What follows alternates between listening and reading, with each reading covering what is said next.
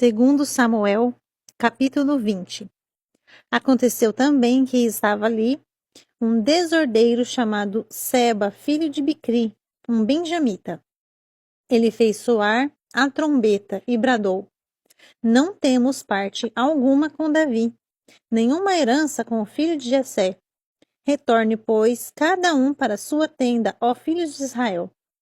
Então, todos os homens de Israel se separaram de Davi e seguiram Seba, filho de Bicri. Mas os homens de Judá acompanharam o seu rei desde o Jordão até Jerusalém. Quando Davi chegou ao seu palácio em Jerusalém, tomou as 10 concubinas que deixara zelando do palácio e as colocou numa casa, sob guarda, e passou a sustentá-las, mas não coabitou com elas. Sendo assim, elas ficaram enclausuradas até o final dos seus dias, vivendo como viúvas. Então o rei ordenou a Amasa: Dentro de 3 dias, convoca-me os homens de Judá e apresenta-te aqui com eles. Entretanto, Amasa levou mais tempo para reunir Judá do que o prazo estabelecido pelo rei. Davi disse então a Abissai: Agora Seba, filho de Bicri, será pior para nós do que Absalão. Convoca os meus soldados e persegue-os, antes que ele encontre alguma cidade fortificada e depois nos arranque os olhos. Assim os soldados de Joabe, os queretitas, os peletitas e todos os guerreiros saíram em sua captura. Saíram de Jerusalém para perseguirem Seba, filho de Bicri.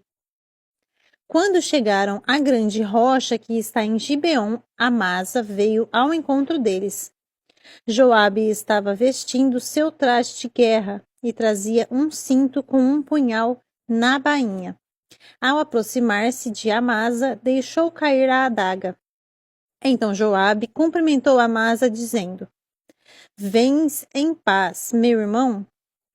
E com a mão direita pegou na barba de Amasa para beijá-lo.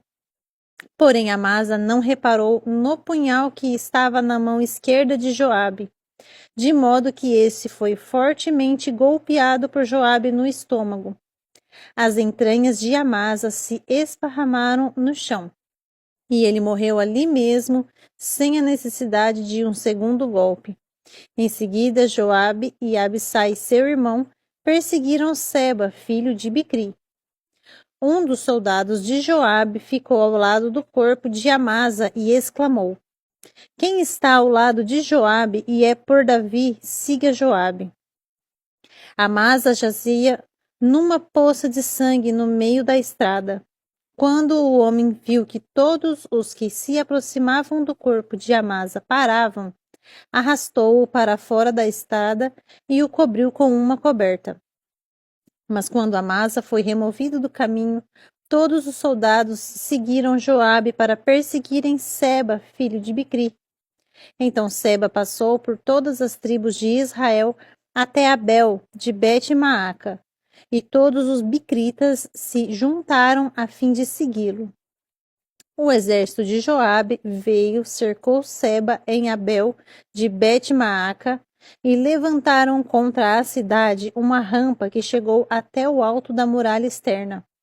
Assim que o exército de Joabe estava para derrubar o grande muro, uma mulher sábia bradou da cidade: Ouvi, ouvi, dizei a Joabe: Vem aqui para eu conversar contigo. Ele se aproximou dela e a mulher indagou: És tu Joabe?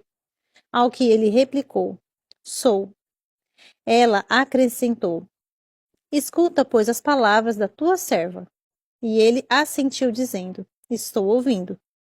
Então ela falou: Antigamente costumava-se dizer: Peça-se conselho na cidade de Abel. E era desta maneira que se encontrava a solução para os grandes impasses.